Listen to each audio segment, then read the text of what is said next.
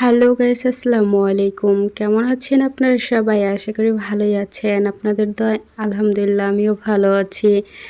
আজকে আপনাদের সাথে শেয়ার করব চিংড়ি মাছ দিয়ে কচুরমুখী রান্না করব, মানে গাড়ি রান্না করব আমাদের অঞ্চলে বলে, তো অন্য অঞ্চলে কি বলে জানি না।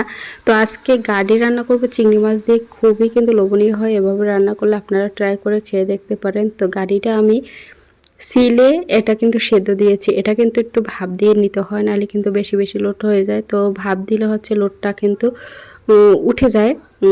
বেশি আবারে ভাপ দিতে হয় না। আর এই যে চিংড়ি মাছ দেখেন, এই চিংড়ি মাছ দিয়ে তরকারি রান্না করলে কিন্তু সেই লাগে। তো আপনারা তো জানেন।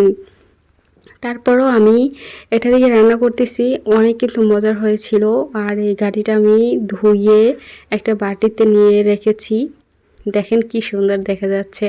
এখন চিংড়ি মাছটা কেটে আর কি আমি কড়াইতে দিয়ে দিলাম। এখন এটা তেলের ভিতরে কিছুক্ষণ আমি ব্রাউন কালার করে তারপর মশলা দিয়ে তারপরে হচ্ছে গাঁঠি দেব। এই যে মশলাটা কষিয়ে নিচ্ছি, এখানে আর কি পেঁয়াজ রসুন দিয়েছি। বেশি কিন্তু চিংড়ি মাছ করলে মশলা দিতে হয় না, তাহলে কিন্তু ফ্লেভারটা চলে যায় চিংড়ি মাছের। তো আমি ওভাবে রসুনটা আর কি কম দিয়েছি, পেস্টটা একটু বেশি দিয়েছি। তারপর হলুদ দিয়েছি, হলুদ দেওয়ার পরে কিছুক্ষণ আমি কষিয়ে নেব এভাবে।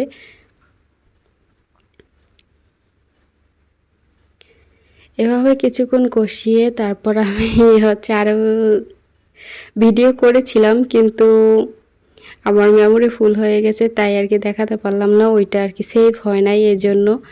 আর এখান দিয়ে হয়েছে, তো দুঃখিত, দেখাতে পারলাম না কিভাবে কি। আমি আর কি পুরোটাই শেয়ার করেছিলাম বন্ধুরা। তো আর কি গাড়ি দিয়েছি, তারপর কিছুক্ষণ কষিয়ে তারপর পরিমাণ মতন আর কি পানি দিয়েছি, এটাই আর কি। আচ্ছা বন্ধুরা, আপনারা যদি নতুন হয়ে থাকেন আমার পেজে, অবশ্যই পেজটা ফলো করে পাশে থাকবেন। আপনাদের পরিবারেও আমি যাব ইনশাল্লাহ। এভাবে কিন্তু খুবই খুবই মজার হয়েছিল কচুরমুখী।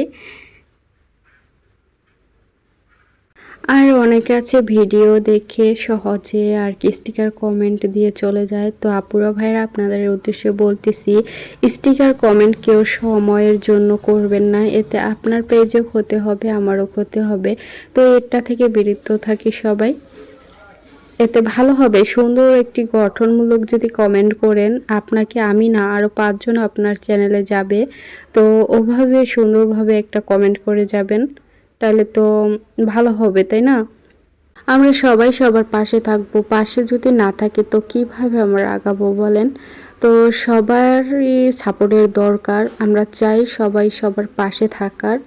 তো আজকের রেসিপিটা আমার কেমন হয়েছে আর এটা ছিল সন্ধ্যায় নাস্তা বানিয়েছিলাম বন্ধুরা, তাই আপনাদের সাথে শেয়ার করলাম। এটা হচ্ছে চিকেন ফ্রাই। সন্ধ্যাবেলা আর কি চিকেন ফ্রাই সহজভাবে যদি আপনারা বানিয়ে খেতে চান, অবশ্যই আমার চ্যানেলে রেসিপিটা দেওয়া আছে, আপনারা ফলো করতে পারেন। যদি অনেকে আছে, অনেকে কিন্তু বানাতে পারে না, মজা হয় না। তো আপনারা ট্রাই করে দেখতে পারেন, খুবই মজার হয় আর মুচমুচে হয়। এটা কিন্তু খুবই মুচমুচে হয়েছিল। তো আজকের মতো বিদায় নিচ্ছি। আল্লাহ হাফেজ, সবাই ভালো থাকবেন।